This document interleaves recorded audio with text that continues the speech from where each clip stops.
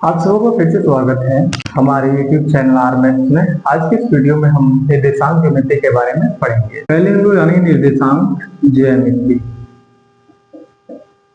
निर्देशांक ज्यामिति क्या होता है? किसी बिंदु को अगर दर्शाना हो, मान लीजिए पार्टिकुलर एरिया हमारा है ए, ये कहाँ पे है, इसे हमें दर्शाने के लिए हम निर्देशांक का उपयोग करते हैं। जैसे निर्देशांक ज्यामिति में हम दो अक्ष के बारे में पढ़ते हैं, एक एक्स अक्ष और एक वाई अक्ष। एक्स अक्ष बोलते हैं, वाई अक्ष सीधी लाइन होती है ऊपर से नीचे, उसे वाई अक्ष, और जो दाएं से बाएं होती है उसे एक्स अक्ष बोलते हैं। इसके विपरीत साइड में ये माइनस का साइन के साथ होता है। अब इस बिंदु को हमें दर्शाना है तो हम इस पे ग्राफ पेपर का उपयोग करेंगे और बताएंगे कि बिंदु कहाँ पे है।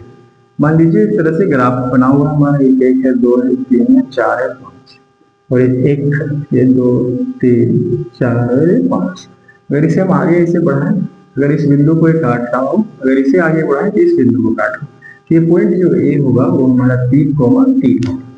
अभी बताएगा कि 3,3 क्या है और ये कैसे दर्शाता है। हम कहेंगे 3 जो वाली पहली होगा वो x को और बाद वाली y को दर्शाती है, यानी जो पहला जो भी अंक होगा वो x अक्ष को दर्शाएगा और जो दूसरा अंक होगा वो y अक्ष को दर्शाएगा। तो ये मेरा है निर्देशांक ज्यामिति की हम क्या कह सकते हैं, भूमिका कह सकते हैं, अपने इंट्रोडक्शन कह सकते हैं। इसी निर्देशांक ज्यामिति तो सबसे पहले जानेंगे कि हम कितने भागों में इसे पढ़ेंगे।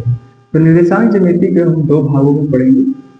पहला भाग होगा जो इसके सारे प्रकरण हो गए यानी टॉपिक होंगे उसे हम पढ़ेंगे, यानी टॉपिक वाइज पढ़ेंगे हर एक टॉपिक को। फिर उसका हम लोग क्या करेंगे, एक्सरसाइज यानी प्रश्नावली बनाएंगे, प्रश्न इनके सारे बनाएंगे। सबसे पहला तो हम लोग भूमिका जाना कि निर्देशांक ज्यामिति क्या होता है। गणित की एक शाखा है जिसमें हम किसी बिंदु को निर्देशांकित करने के लिए इसे पढ़ते हैं। उसमें 2 अक्ष का हमारा उपयोग होता है, एक्स अक्ष और वाई अक्ष का होता है। अब हमारे पास और एक मान लीजिए पॉइंट हो, जैसे एक हमारे पास और एक बिंदु है, यानी 3, -2 यानी -2,3 यानी ये बिंदु है, इसे हम कह सकते हैं बी। 2,3 ये एक्स अक्ष को दर्शाएगा, ये वाई अक्ष को दर्शाएगा। एक्स अक्ष पे माइनस है, ये माइनस नीचे चले जाएगा और ऊपर की ओर और ये है। अब इस 2 बिंदुओं के बीच की दूरी अगर हमें ज्ञात करनी हो तो हम कैसे ज्ञात करेंगे? इन 2 बीच की यानी 2 बिंदुओं के बीच की दूरी यानी 2 निर्देशांक के बीच की दूरी ज्ञात करते हैं तो उसे हम बोलते हैं दूरी सूत्र। और दूरी सूत्र हमारा क्या होता है, तो आप कहोगे दूरी सूत्र बराबर होता है √, यानी सबसे पहले जब 2 बिंदु होगा तो इसे हम किसी को x1 y1 मान लेंगे या फिर x2 y2 मान लेंगे।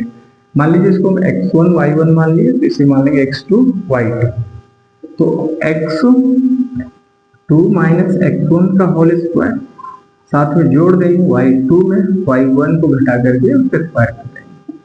तो x2 हमारे यहाँ पे क्या है, -2 है, तो -2 में माइनस करेंगे माइनस का 3 और इसका स्क्वायर होगा रूट के अंदर प्लस y2 हमारे यहाँ पे 3 है और y1 भी 3 है, 3 - 3 का स्क्वायर बराबर करोगे कहते हैं -5 का स्क्वायर आएगा रूट के अंदर, और ये प्लस क्या होगा 0 का स्क्वायर। 0 का स्क्वायर क्या होता है 0, 5 का रूट अंदर 5 का स्क्वायर करेंगे तो आएगा 25 और इसे ले जाएंगे तो ये मेरा क्या हो जाएगा 5 यानी इकाई। यानी इन दोनों ए से बी की दूरी हमारी क्या हो गई 5 इकाई। इस तरह से दूरी सूत्र की मदद से हम 2 बिंदु के बीच की दूरी को ज्ञात कर सकते हैं। एक पहला टॉपिक हुआ इसमें जब दूरी सूत्र है और जो कि बोर्ड एग्जाम में हमेशा पूछी जाती है। दूसरा हम पढ़ेंगे इन 2 बिंदु के बीच कोई बिंदु अगर हमारे पास हो, जैसे कि बिंदु यहाँ पे ले ले तो मेरा बिंदु सी है 1,3 यानी एक्स जो है सो 1 है और ये 3 है, ये मेरा वाई है।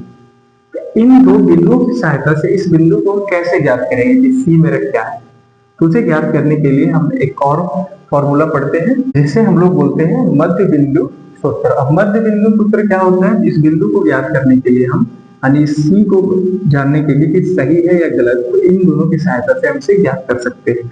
मध्य बिंदु सूत्र क्या होता है, तो मध्य बिंदु सूत्र, तो मध्य बिंदु सूत्र बराबर होता है x1 और x2 को जोड़ करके 2 से भाग कर देना और y1 को y2 से जोड़ करके 2 से भाग कर देना।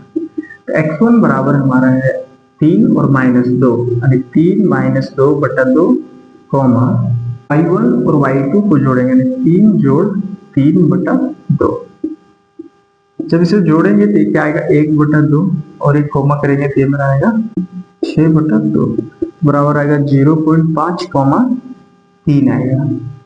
यानी जो बिंदु होगा वो 0.5 x अक्ष पे होगा और y अक्ष पे y, यानी जो C हमारा आ रहा है वो हमारा कहाँ पे आएगा, यहाँ पे, यानी यहाँ पे 0.5।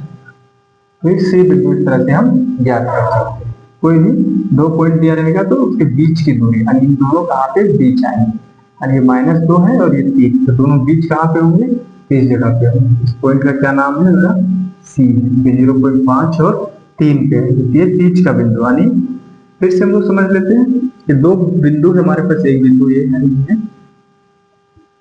यानी A से B की दूरी हमें ज्ञात करना हो तो हम इसका मदद करेंगे दूरी सूत्र से।